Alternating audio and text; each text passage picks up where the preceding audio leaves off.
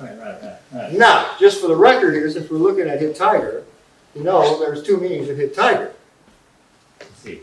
Well, okay, we know that we have three hand positions. The hand, fist, bird's beak, right? Each one of those can represent either a strike or a grab. So, for instance, when you have separated foot, one hand represents the grab, one hand represents a strike. They're both open. Okay? When you have hit tiger, one hand represents a grab, one hand represents a strike. They're both closed.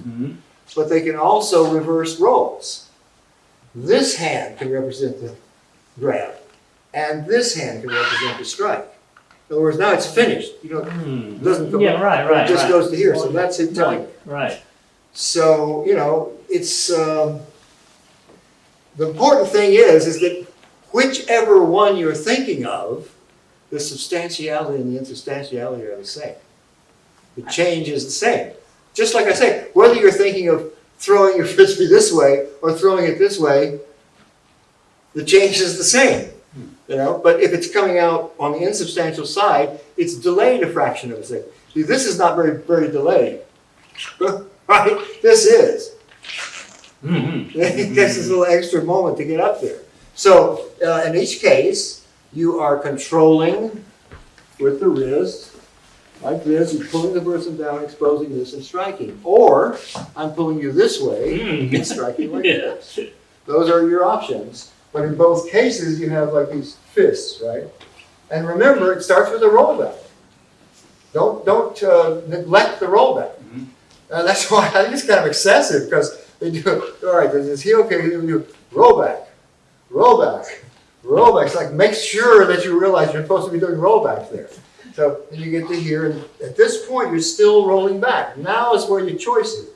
Now either this hand pulls and this hand strikes, or this hand pulls and this hand strikes.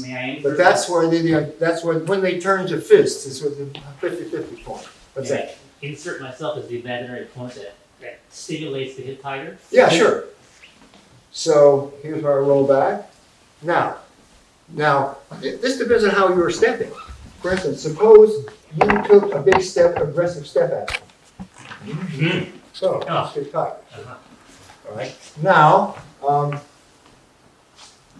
in this case, I'm just pulling you like this and striking like this. That's exactly the right reaction, and that's why your correct reaction is wild horse. So, and this is another one of those things where, of course, I can do this. You can always like abort the energy and like speed it up, and you're like, it's always faster. You think, okay, I can hit the guy, but you don't want that. You want this to have this boom, you know. And sure, he can block it. That's fine. But if he doesn't block it, he's really in trouble. And the fact that he blocks it is no big deal, because you're still balanced. So you can still go with them. You can still do whatever you need to do. You know, whereas if you've done something, you know, like this, you're hopeless at that point. Okay? All right, so let's do hit tiger. Yeah. Like I say, feel like you can do either fantasy in your head, either the strike like this or the strike like this. Which, so, for, you know, if you're doing the sort of classic hit tiger, this is sort of over now. Boom. But you're still finished with this form. But you still can feel like, boom, that's the way hit tiger works. All right, so start off with a heel kick.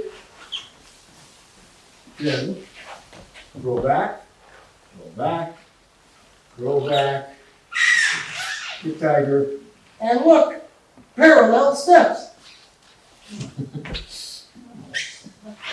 All right, and then, of course, after this, open this, roll back, and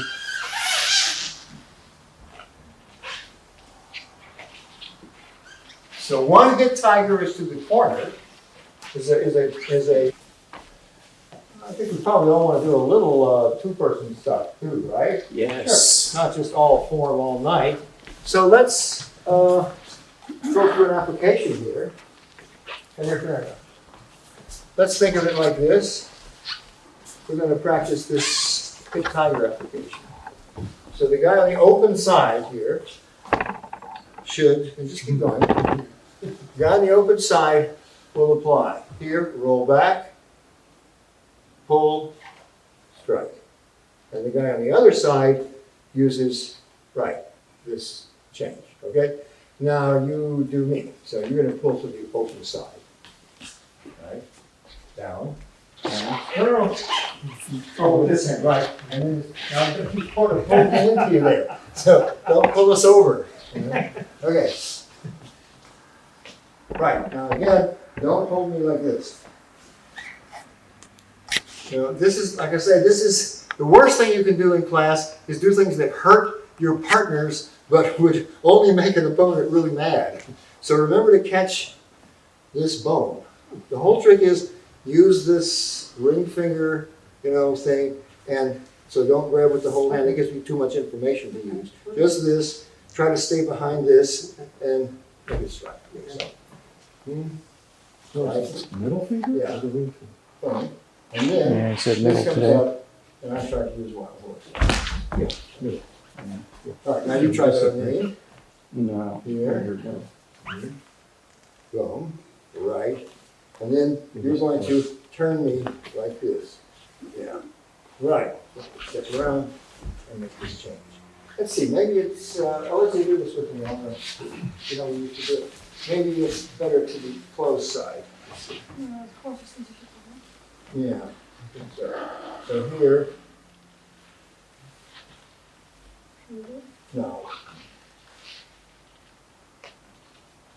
Here. Boom. Now. So I can step around here. Okay. So yeah, you can do it to the open side, but after with your heart. Yeah. So the person who is rolling back to the closed side, in this case, it's me. I'll be the one to do the hit tiger. Roll back, down, right. She controls here. Now, go ahead, wild horse. Now there we go. Try to, now you sort of threw me a little away from you. Turn me around you instead. Right, that's it. That's much stronger. So now when she does that though, go ahead. I'm going to attack from the back. Notice when she threw me away from her, I couldn't do it.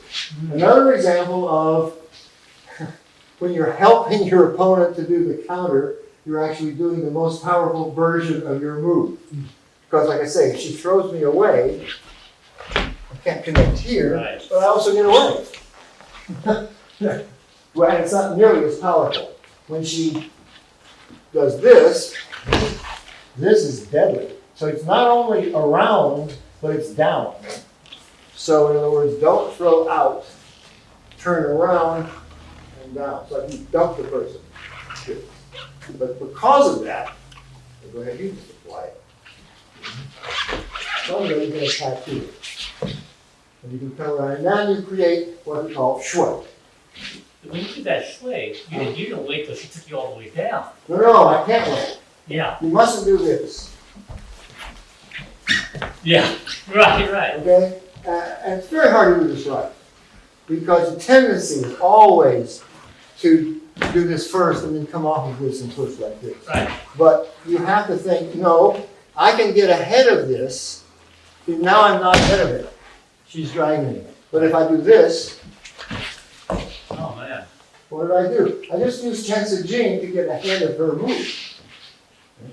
So, But you did it because she touched you here. yeah, exactly. In other words, I still waited until she interpreted. I didn't go, Yeah. that's a little too early.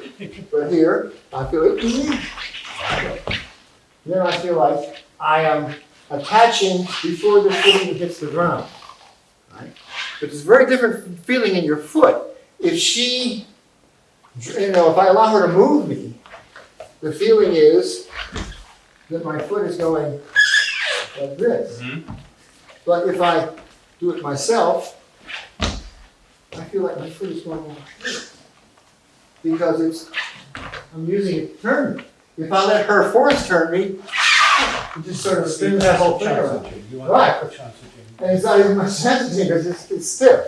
So in other words, it pulls the, if you feel your foot being pulled around like this, say, oh no, I should have gotten into it faster and turned it the other way. Hip tiger closed side and then wild horse to the open Yeah, side. okay, let's do it again. So, hip tiger, closed side. Wild horse. Now remember, when you do the wild horse, go up and around. Right.